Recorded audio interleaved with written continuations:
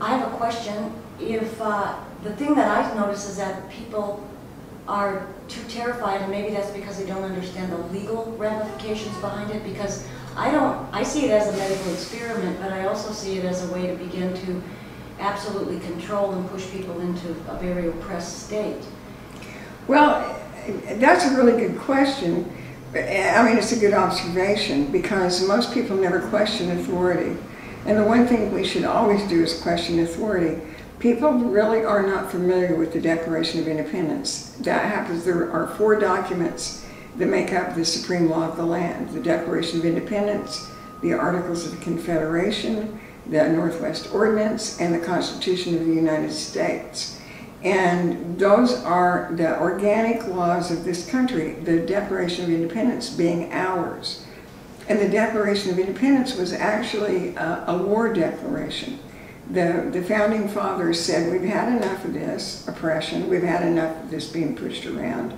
Here is what you've done, and they listed all the things that, no courts, a long train of abuse, and said, stop it now, and the English didn't stop it, so that was actually the gauntlet they threw down before they went to war. And these people were so fed up with being slaves under, being dictated to, after they had forged their own independence and freedom in this country. They didn't want to be pushed around, and they didn't know be told what to do, because nobody was there to help them but themselves. And so they wanted the independence. Independence is such a big word, and people don't take it seriously. I have no insurance of any kind. I have no contracts of any kind with any government, because I am independent. I'm responsible for myself. And when you're self-reliant and self-responsible, then I believe that I have gained my independence, and that's where I intend to remain. But most people don't understand about the Declaration of Independence and the fact that it says, we are endowed with unalienable rights by our Creator, among them life, liberty, and the pursuit of happiness. And to protect those rights, we institute governments among men. And so the only reason for a government is to protect our rights. And when they don't protect those rights anymore, we have the right to alter them or abolish them. They are instituted, and with our consent. And people really haven't ever been educated as to consent. I don't consent to being pushed around. I don't consent to illegalities. I don't consent to anybody that wants to take away my freedoms or my dignity. So most people don't learn that the magic words from the Declaration of Independence are, I do not consent. And you always have that right, and you always have the right to question the authority of a government. And we have a government so totally out of control. We have an administrative government, both that, do you know what administrative means?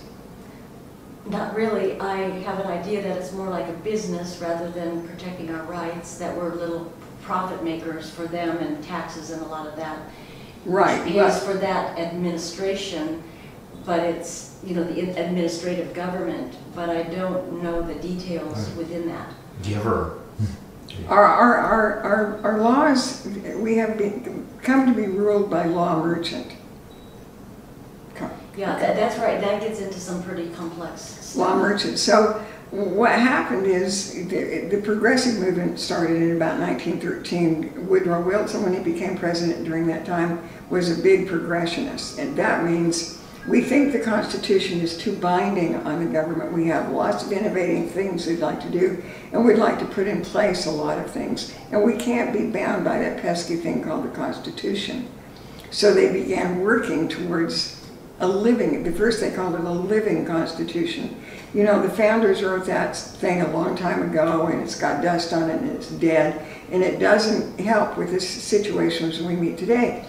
Au contraire, that Constitution is one of the most brilliant, far-reaching, everlasting documents that ever were. But they just wanted a different kind of control. They wanted commercial control. And so in 1913, when Woodrow Wilson became president, look at all the things that were passed. I mean, when you think 1913, at least me, I think that was a very bad year.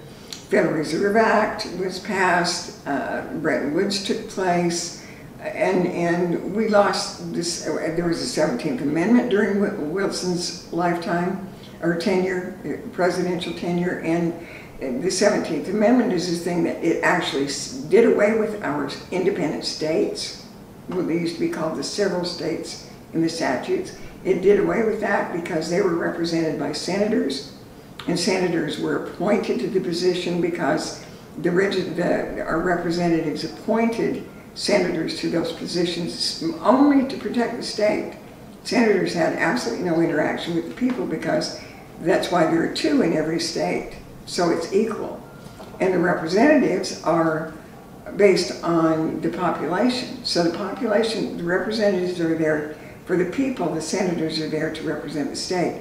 Did away with that with the 17th Amendment. It changed the way the Electoral College sits. People think the Electoral College is bad. It's not. It's been in place since the inception of the Constitution. It is just totally misused. And the people, the Electoral College was never governed by a popular vote, never, until the 17th Amendment. So the right to vote, he put the right to vote in there, which had all kinds of connotations and stipulations. He passed the Internal Revenue Act. A lot of bad things took place under Woodrow Wilson, and the country began to transform the government. And then in 1933, when Roosevelt came in, we had the New Deal. And the New Deal was, Constitution is gone.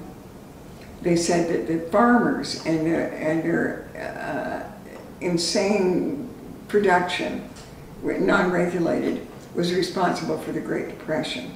Not the bankers who manipulated it, but the farmers who produced wheat and other goods.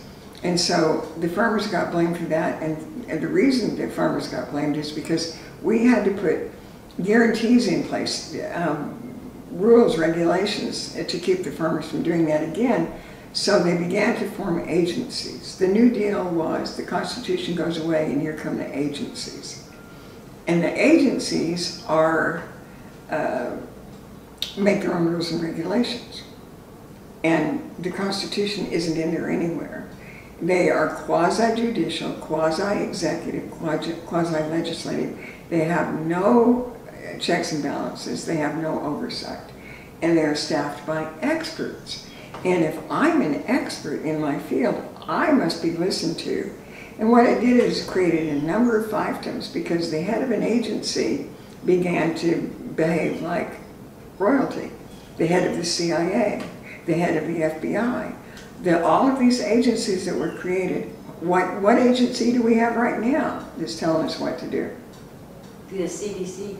The CDC, and who's the guy that's doing it? Who's the little Napoleon in the app? Yeah, Fauci. Yeah. Fauci is the dude that's running our life right now because he has a Ph.D. He's the expert. So those are called administrative governments, but their law which is the rules and regulations have the power of enforcement of law. They do have the power of enforcement of law? Yes, they do. Only administratively, but most people think that's the end of it right there. They can come in and actually, agencies only have power over the people in the agencies or the people that they license to be in the agencies or the people that contract with the agencies, although people don't know that. And so the power of the agencies is expanded far outside the